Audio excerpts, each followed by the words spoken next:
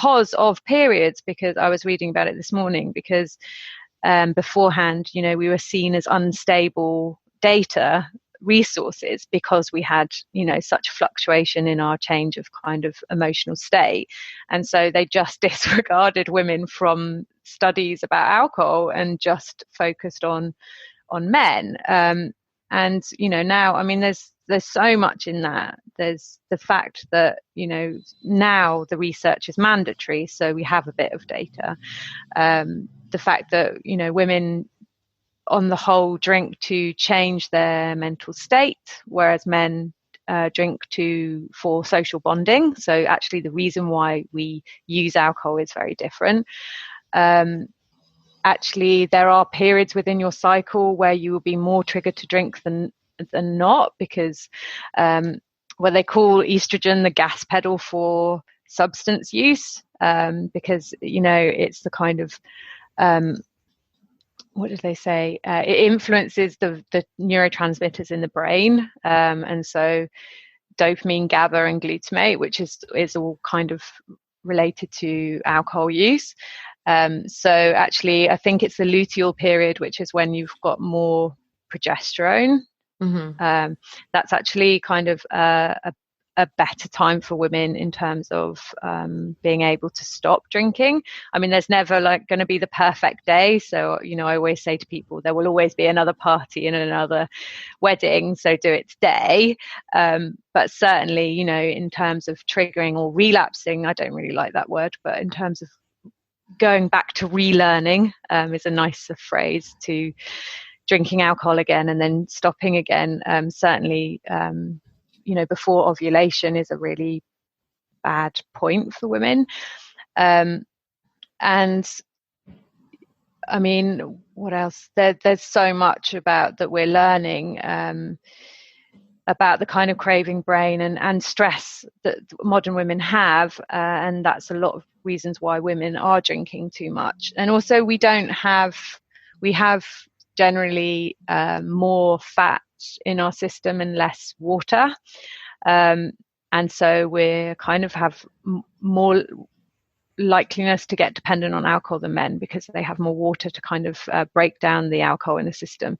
Also, we don't have an enzyme, which is, or very little of an enzyme called dehydrogenase, I think it's called. I got it in my notes somewhere, which men have, which means that actually women, it's called dehydrogenase, which is what breaks down alcohol in the system, and women have very little of that and men have much more. So actually, when you start getting data on women's drinking, it's extremely bad for women's bodies. And so how has stopping drinking affected my menstrual health? Well, I've had to learn different tools to sort of look after my stress responses and my moods. You know, I don't numb out my emotions with alcohol anymore. So that kind of self-awareness and those using kind of healthy strategies have helped. I certainly don't get any sort of menstrual pain anymore. And as I say, I mean, I made the switch to cups since I've been sober. So I think that shows that kind of the way that I treat my body and what's in my body and how I feel about sort of respecting my body has been, you know, part of my sobriety, you know, and I feel very strongly, you know, it's been a massive journey of self-compassion and me letting go of shame of, you know, past mistakes, me sort of facing trauma, me looking after my mental health, because a lot of my drinking was to do with, you know, underlying anxiety and depression. And so all of that kind of has had a positive impact on my body. And so because of that, my menstrual health. You said so many interesting facts there. So you said that estrogen is the gas pedal for substance abuse.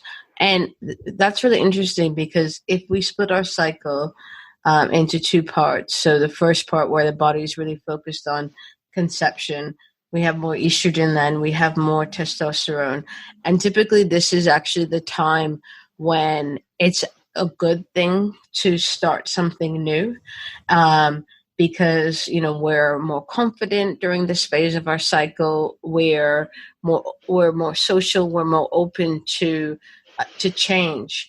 And so I can see how that can be a negative as well, in terms of if you have a tendency towards addiction or substance abuse, that rise and that we call it kind of exuberance can be a really negative thing. Yeah, I mean, they call it the party period. So, it's a part of that kind of, excess, exuberance, etc. Whereas, I think it's the second phrase, when you've got more progesterone in the system, it's called the brake pedal, because, you've got increased GABA, so you're more relaxed and you're more kind of poised. And actually, I was talking to a woman yesterday who, using her own language, because I don't like to label people, but she's a recovering drug addict and alcoholic, and she actually, when she went into treatment, sort of when she finally kind of wanted to stop, she went in specifically for 2 months to have a full kind of menstrual cycle, because I mean, this is back in the 90s. She's been kind of sober for 18 years, but she felt like she binged, or she went to excess, within her cycle. And so it was really important for her to have that 2 months in order to go through that full cycle, to be able to cope with all those parts of her period, which I just think is incredible kind of insight. And again, it comes back to how we're treating kind of addiction and mental health, in the fact that, as a woman, when we need that time, so a program that's a month long is not going to be particularly accessible or useful. And it's absolutely fascinating. So, yeah, I mean, I think there's a link between progesterone levels and neuroplasticity, like we're more open to changing within that period as well. So again, all the data is really, really sort of new. But it's certainly an area that I'm really interested to sort of investigate more. And again, with menopause, it seems to be a very key point where women are drinking more because of this massive change, and we have so much in our lives which is impactful and traumatic as women. Just giving birth is hugely traumatic. And if you look at the brain and the areas that are affected and susceptible to alcohol use disorders, a brain that has any trauma is much more susceptible, as well as a brain that has any kind of mental health issues. So if you've got, postnatal depression, or, you had a traumatic birth, and then you're kind of lonely and you're stuck at home, and you've got this whole change in your social situation, and hormonally, you're extremely susceptible to alcohol use disorder.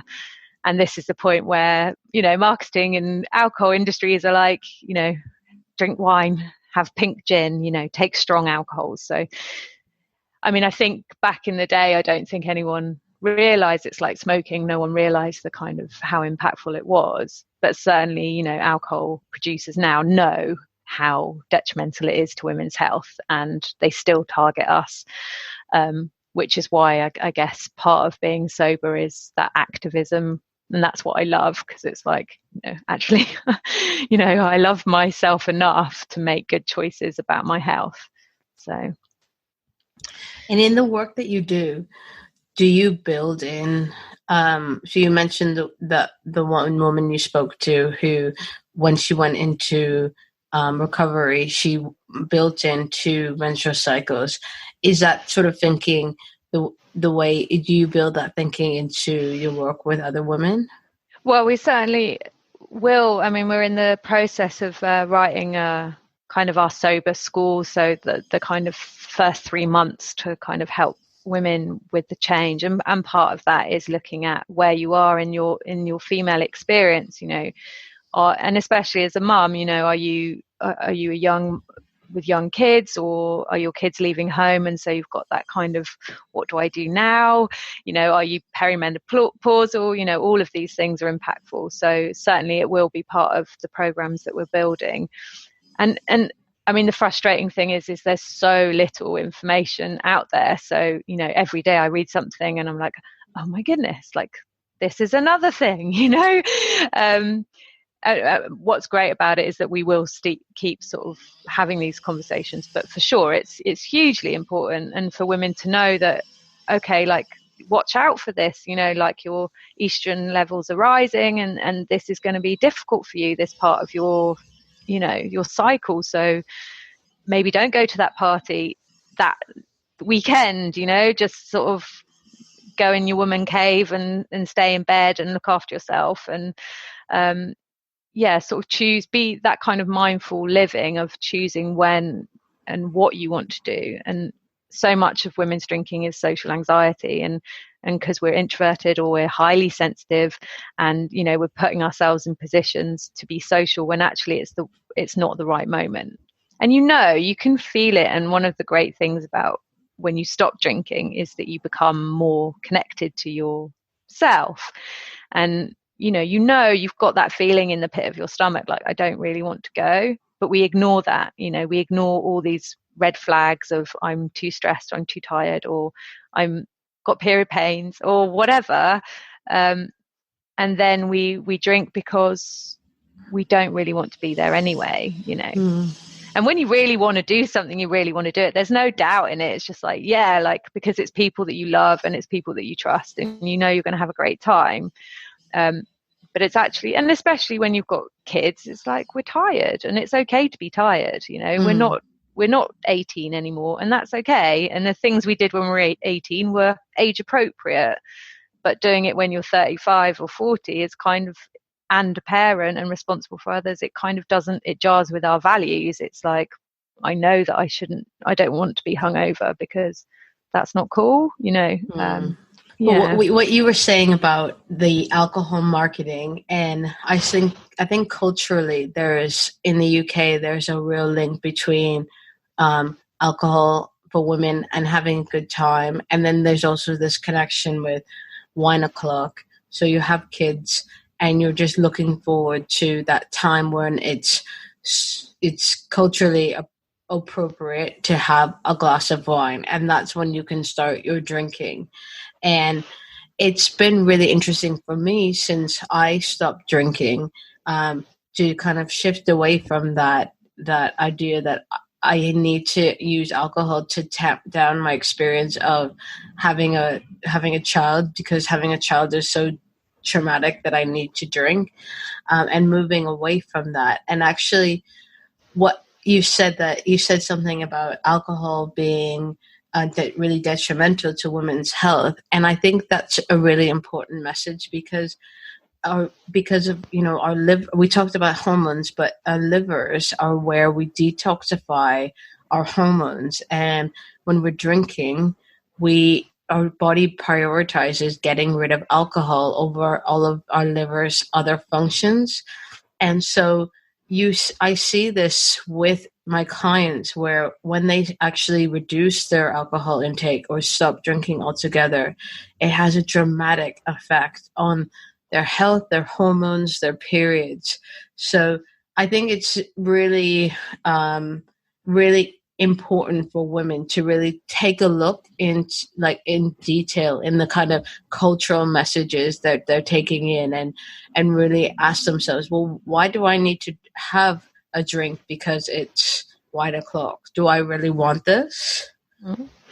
Yeah, and it's not about, people can do whatever they want. I'm not an abolitionist.